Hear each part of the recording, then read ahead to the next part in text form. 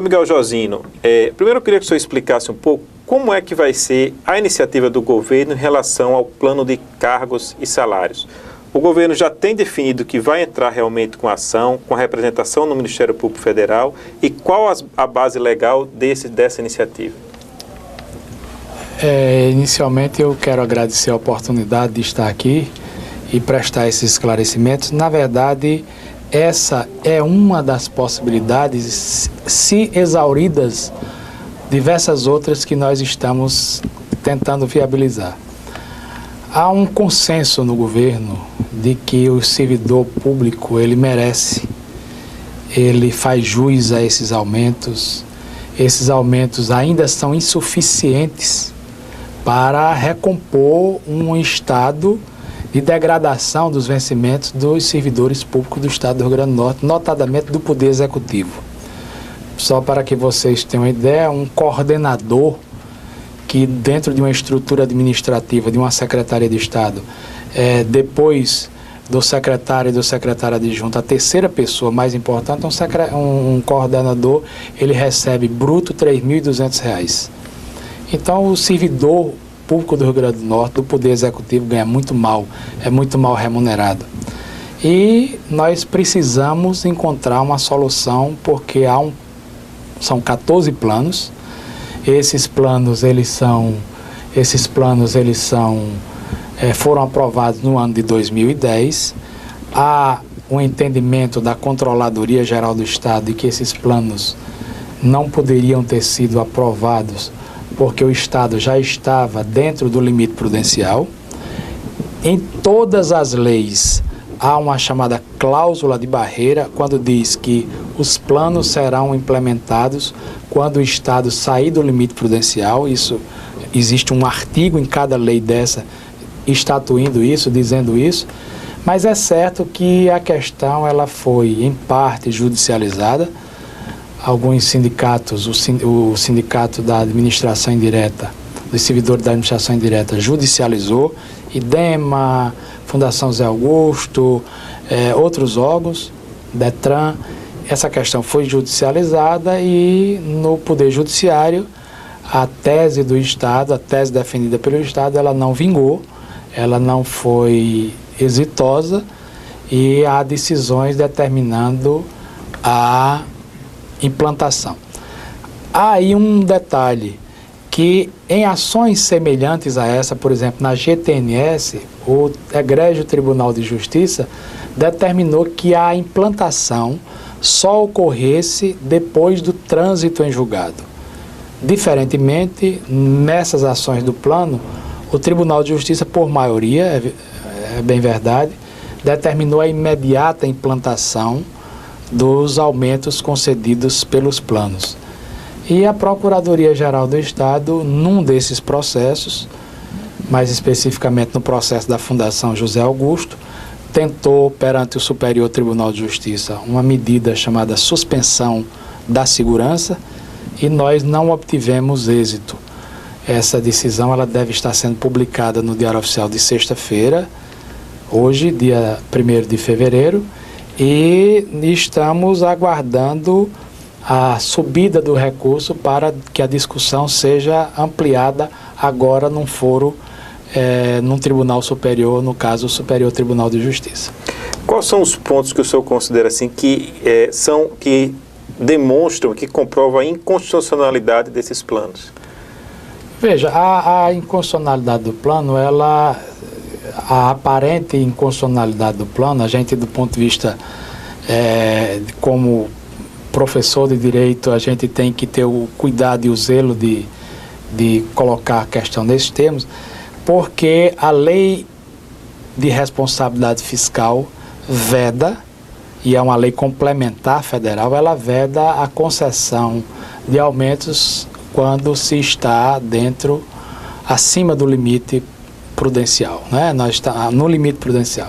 Então, essa é uma questão. A outra questão é que a própria lei, ela traz uma cláusula de limitação, uma cláusula de contenção, ou uma cláusula de barreira, que diz que será concedido quando o Estado sair do limite prudencial. Se há relatórios do Tribunal de Contas, se há relatórios da Controladoria Geral do Estado dizendo que o Estado está no limite prudencial, aquele dispositivo da lei está sendo descumprido, estaria sendo descumprido pela decisão. E são essas discussões que... Mas há um esforço muito grande para buscarmos ainda uma solução de consenso. Porque nessa luta, é uma luta onde todos saímos perdendo. É uma luta onde você desagrada o conjunto dos servidores, onde não é bom para o governo, porque você tem um servidor, um colaborador desestimulado, com razão muitas vezes para estar decepcionado.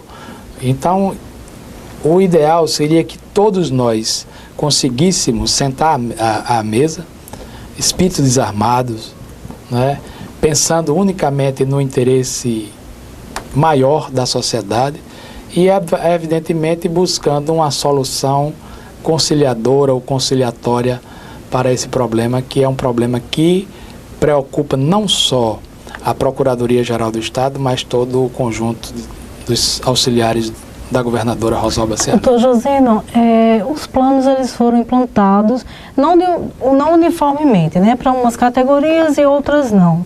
O senhor saberia dizer quais as categorias já foram beneficiadas no âmbito do Estado? A informação que eu tenho é que parte da Fundação José Augusto teria sido implantado e depois houve todos os planos, aquela parte inicial.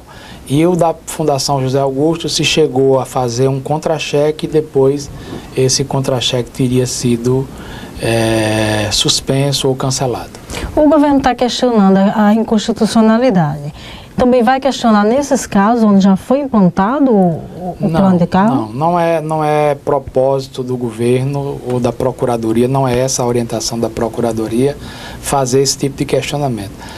Quando a gente diz a inconstitucionalidade, é porque para você levar determinados assuntos aos tribunais superiores, você tem que mostrar para o Superior Tribunal de Justiça que aquela decisão do tribunal fere uma lei federal e para o Supremo Tribunal Federal que fere a Constituição. Então, isso é o que a gente chama de pré-questionamento, é uma linguagem técnica, mas que você tem que fazer o chamado pré-questionamento, é discutir essas questões legais e questões constitucionais, para que o processo possa ser alçado aos tribunais superiores, Superior Tribunal de Justiça e Supremo Tribunal Federal. Quer dizer que a hipótese de entrar em bloco com a ação de inconstitucionalidade está descartada, entrar em bloco contra todos os planos. Isso aí não é a intenção. Não é nossa intenção. A nossa intenção, e eu digo que é um objeto de minha preocupação, é se nós vamos continuar nesse estado de tensão que é muito ruim, que é muito desgastante, que aflige a todos nós e a mim em particular, porque na Procuradoria nós recebemos só no dia de hoje aproximadamente 300 ações, né? Então a gente fica com muita preocupação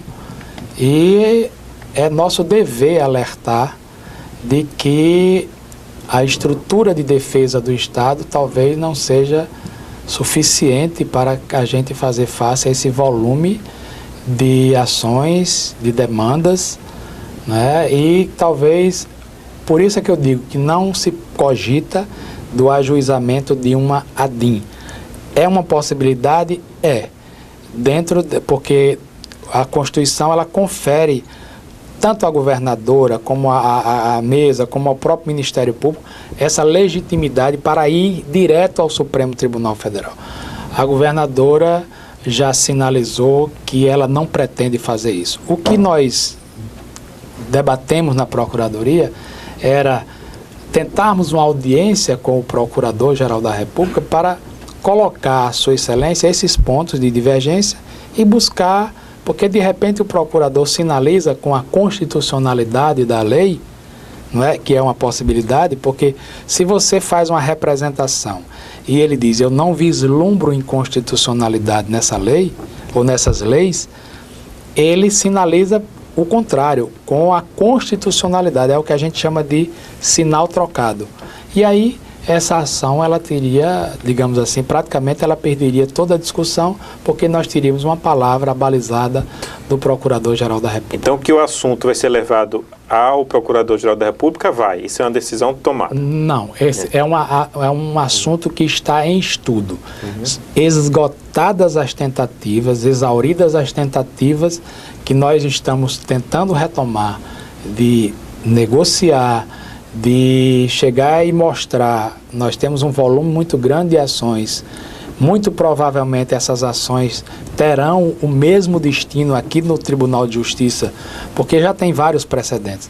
Então essas ações que os servidores estão ajuizando, muito provavelmente elas vão ter o mesmo destino. Já tem algum levantamento de, na hipótese de todos ganharem na Justiça o direito da implantação do plano, qual seria o impacto financeiro? Esse impacto ele é superior a 12 milhões de reais mês.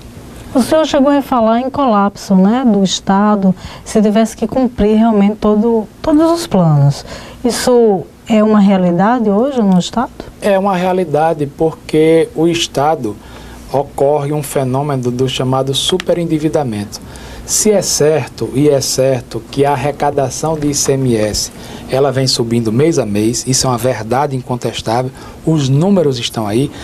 Todo mês o Estado consegue aumentar a sua arrecadação de ICMS. Mas todo mês, nos últimos 2 anos, as transferências constitucionais da União para o Estado do Rio Grande do Norte, elas têm caído. E agora elas aceleram há uma aceleração dessa queda. Por quê? Porque você vai ter um déficit só com a diminuição do ICMS na conta de energia, né? Então, por conta dessa redução que a presidenta Dilma deu na conta de energia, o Estado do Rio Grande do Norte deve perder em torno de 100 milhões de reais por ano. E nós temos também o problema dos carros e da chamada linha branca, ou seja, do IPI. Com isso, as transferências do Fundo de Participação têm caído. Outra coisa, vejam os relatórios dos royalties. Os royalties, eles vêm caindo mês a mês nos últimos 5 anos. Então, mas o ICMS tem aumentado. Mas não consegue aumentar na mesma proporção da queda da receita. O aumento é inferior. E aí tem outro detalhe. A folha de pagamento, ela tem um crescimento vegetativo mensal. Por quê? Porque são anuênios que são incorporados. São aumentos que você tem que dar por força de promoções, por força de determinadas decisões. Então, há um aumento na folha de pagamento crescente, né? O Estado, por conta da demanda, só o ano passado e este ano, são 3.500 professores que foram contratados.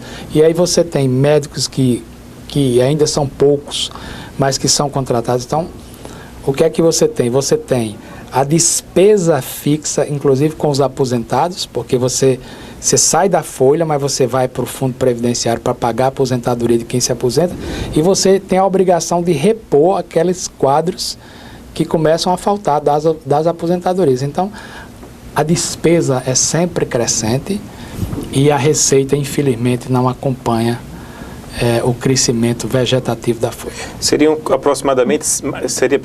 mais de 160 milhões ao ano, pelo que o senhor falou. 12 milhões ao mês daria mais de 160. O Estado não tem condições de absorver isso. As informações que nós temos dos setores competentes é que o Estado do Rio Grande do Norte não tem condições. E o que é que o Estado, o professor disse que poderia haver uma grande renegociação com os servidores e outros setores que poderiam participar da discussão. O que é que o Estado teria a oferecer, então, nessa mesa de negociação para convencer, porque obviamente que se esses servidores têm esse direito já garantido de lei, eles não vão querer abrir mão sem algo em troca, né? Troca que eu digo em bom sentido, uma negociação que possa sinalizar com alguma coisa. Eu costumo dizer que é bíblico, né? A Bíblia diz, tem uma passagem da Bíblia que diz: se conhecerdes a verdade vos libertará. É preciso conhecer a verdade. É preciso que, de espírito desarmado, sentemos à mesa, chamemos todo mundo, apresentemos as contas, vamos sentar todo mundo, mostrar a situação. Eu acho que nisso, talvez tenhamos que ter a participação de outros estamentos da sociedade. Chamar o Tribunal de Contas, chamar o Ministério Público, chamar o próprio Poder Judiciário, chamar os sindicatos, chamar a sociedade, porque isso vai refletir no conjunto da sociedade. É uma questão particular que diz respeito ao funcionalismo público, mas pode impactar, e com certeza irá impactar, num conjunto da sociedade que corre-se o risco de faltarem recursos para áreas estratégicas do estado do Rio Grande do Norte, que já vive, mesmo sem implantação, já vive um quadro de agônica dramaticidade. Vai ser um colapso financeiro. Eu acho que será um colapso. O senhor já iniciou algum diálogo com os sindicatos nesse sentido de negociar, de renegociar a implantação desses planos? Não, assim, porque isso, a rigor, a Procuradoria ela tem uma missão e o sapateiro não pode ir além das sandálias. Eu não me sinto qualificado para iniciar, porque essa iniciativa não, mas torço e coloco-me à disposição, e o corpo técnico da Procuradoria, dos valorosos procuradores do Estado do Rio Grande do Norte, para que juntos possamos apoiar o governo naquilo que for possível e naquilo que estiver ao nosso alcance, para buscarmos soluções, sentarmos à mesa, tentarmos viabilizar acordos judiciais, Tudo isso a gente tenta fazer porque a nossa preocupação é uma preocupação com o conjunto da sociedade, com o estado do Rio Grande do Norte. É a preocupação com Dona Rita, lá de Dr. Severiano Melo. A preocupação é com aquele a quem o Estado deve chegar com suas ações na área de saúde, na área de educação e na área de segurança.